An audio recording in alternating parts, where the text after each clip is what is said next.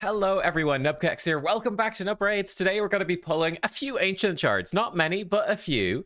And we're going to be breaking down as well this overall, basically super hard Tormin fusion is what we've ended up with. A fusion before a fusion. The secret, sneaky, extra Christmas fusion. Let's look at this Champion Chase event. That's what's gone live today. That is why we are going to be pulling ancient shards. Let's take a gander here. We've got snow points all the way through. And what is happening? Well, 50 snow points for 250, 1650 for 100, and there's a massive 200 all the way up here at 4,200. There's a legendary book between those two, which is, that's quite nice. Then a legendary tome up here, followed by a mythical tome, followed by an eternal soulstone. So there's some pretty big rewards. This is obviously a Champion Chase tournament, which is overlapping 2x Ancients with a 10x for Elva. So honestly, for a mid-game player, honestly, for anyone who does not have Elva, it's actually a pretty decent event, right? People really enjoy 2x Ancients. You throw a 10x on top of that, that's kind of a win. Again, it's still a very small chance, like, I don't know, a 5% chance. If you hit the 1%, 1 in 20 of people that hit the 1% might get an Elva, right? It's that small, but it is still good. Like, if every viewer got a legendary, that's 1 in 20 viewers have an Elva, roughly. So that's not too bad. But let me break this down. So in terms of how many shards this is going to cost you, I'll put this together. So on average, per ancient shard, and obviously this is an average, you might get, you might be lucky, you might be unlucky, it might swing a bit either way, because you're pulling a relatively small number of shards, but expect roughly this much. It's roughly 53.3 points on average per ancient shard in a Champion Chase event. So to get the first batch, it's 5. That should be basically free. Everyone should probably be getting those. 16 ancients for the mortal, about 31 for the 100 points, about 51 for the legendary tome, about 79 for the 4,200 chunk, that's the 200 coins, 103 for the legendary tome, 131 for the mythical, and 169 for the eternal. So that becomes a lot of shards, right? If you were to go in and pull 169 shards, that is equivalent basically to the amount of shards that you would need to pull for even a guaranteed legendary event. Obviously, you're getting all of these shards with 2x chances with a 10x for Elva, so that might be more valuable to you. Then that's up to you to decide which is worth more to your account, really. I'd say it's more, for me, be more like, are you early game or late game? If you're early game, earlier in the game, it becomes more valuable, but of course, it's probably much more unlikely that you have that many shards.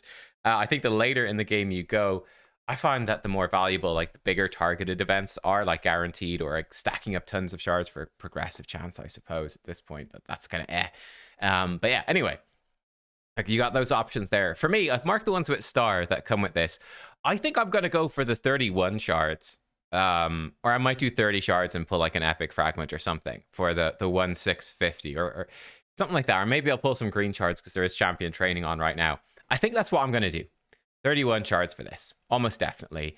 I think pulling an extra, almost 50 extra shards actually to get the 200 coins. I think that's something I could skip. I put this together, right? These are, I would say, the big, more skippable events that have massive chunks of coins in them. And what you could do. So we already had a summon rush. That was last weekend. I had 300 points. So I did grab all of those.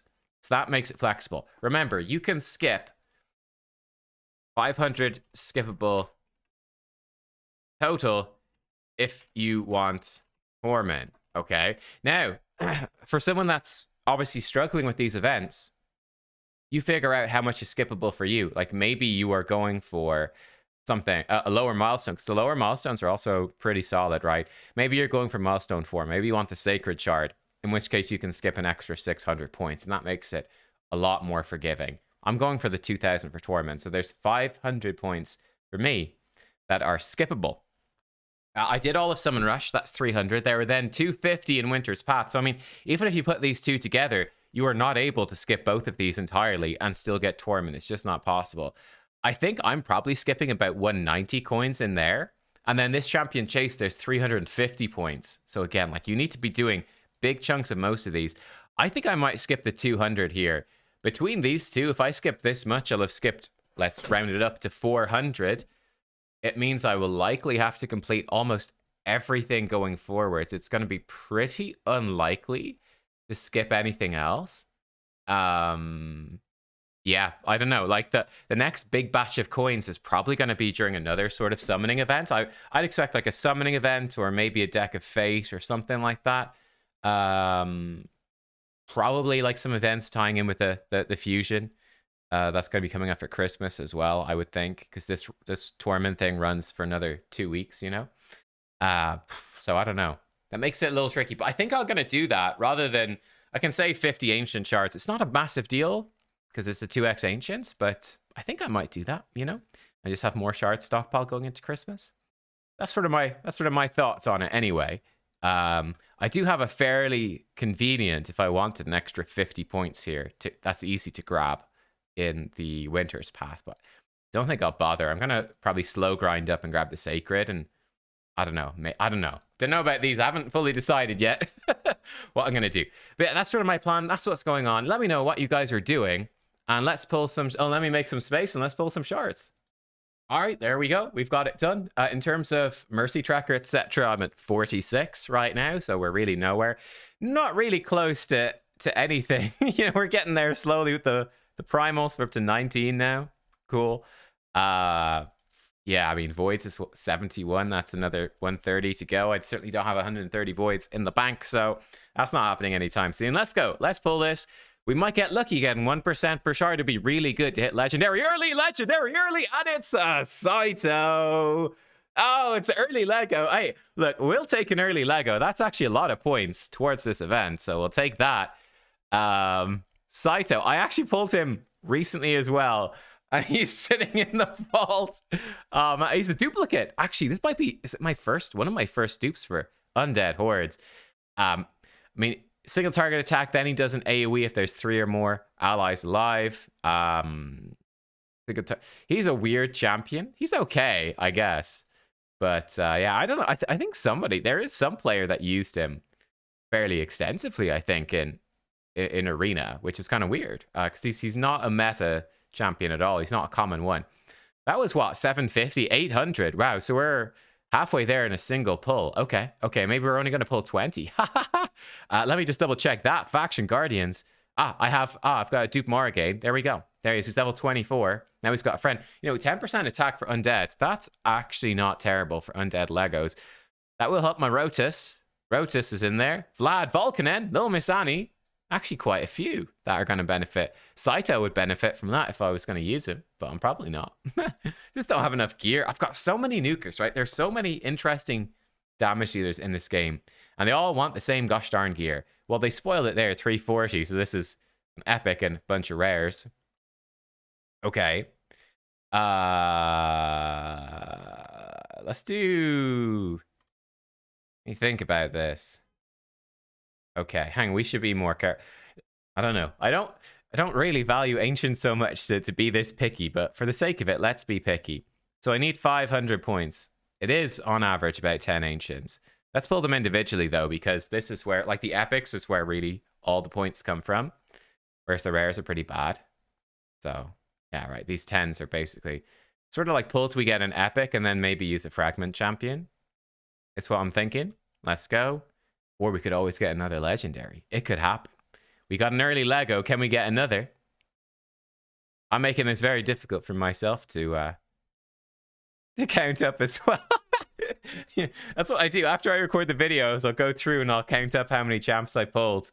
Usually it's like the shards before and after. And a Vrask. Hey, Vrask is a nice epic. And there we are. Okay, so that brings us very, very close. Yeah, it brings us very close. The 1650. I think we just overshoot it a bit. Is that right? I feel like that might have updated slowly. I think I've got a fragment epic. I think C's. I think I've already got C's, so I think he's kind of useless. Let me see. If I already got C's, yes, I do. So he's not really any use for any, you know, summon a new champion. Let's just summon him. Get him out of the fragment thing, so I don't have to think about that. Summon up C's. There we go. I think that should do it just perfectly fine. Like, I think that's enough. And if it's not, we're going to finish it off with the green shards. They're not too bad. So, yeah, there we go. Plenty. Like I said, I'm pretty sure we've actually overshot slightly. Yeah, 117. That's okay. 1713. We'll probably pull some green shards. Like, I'll probably end up more like 1800, 1900 maybe. Like, we've gone a bit too high. We could maybe have saved the seas, maybe. But that's fine. That's fine. So I'm not sure how much champ training I'm actually going to commit to for the event. So this gets it done nice and early, and I don't have to think about it, which is nice. The main thing to think about would be, ooh, do I want to go further and get some of these big points in either the champion chase or in the winter's path, or am I pretty content to sit those out essentially, right, and skip them? It's something I'll do. I think in the last few Titan events, I've like way overcapped. I've gotten too many points. I've been too good at doing everything. Got too many points because the smaller events, you know, like for me, excuse me, like doing the dungeons is usually not really any stress. I'd be looking probably to skip a dungeon divers or something. Like, man, if there was 100 points in a dungeon divers and it's a pain in the butt and I could skip it, I would skip that bad boy in a heartbeat. I would. So there you go. We got ourselves a duplicate site. What do we get that's new? Oh, Shiren is new. Oh, I actually built her up. I will actually champion train her up. She's pretty fun because she's AoE decreased defense for Shadowkin on the epics, which is nice.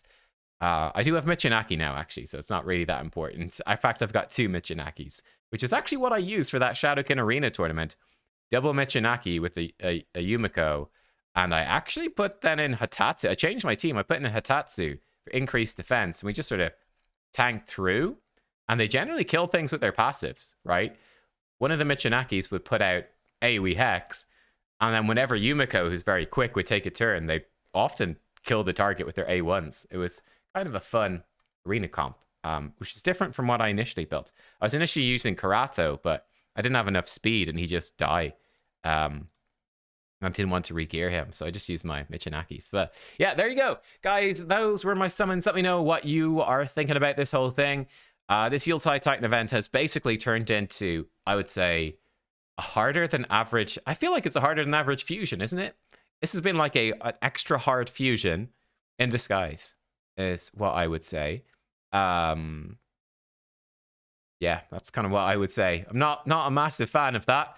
As you guys know, I'm much more a fan of making the fusions easier. And this one is kind of brutal because it's like, there's no it's like a fusion without a real event calendar. It's kind of like you can make a rough guess in terms of how much stuff you can skip, but you've got no idea what events are coming up. You can't really plan ahead. Yeah, I wonder, is this going to become something more common moving forwards? And is that good or is that bad?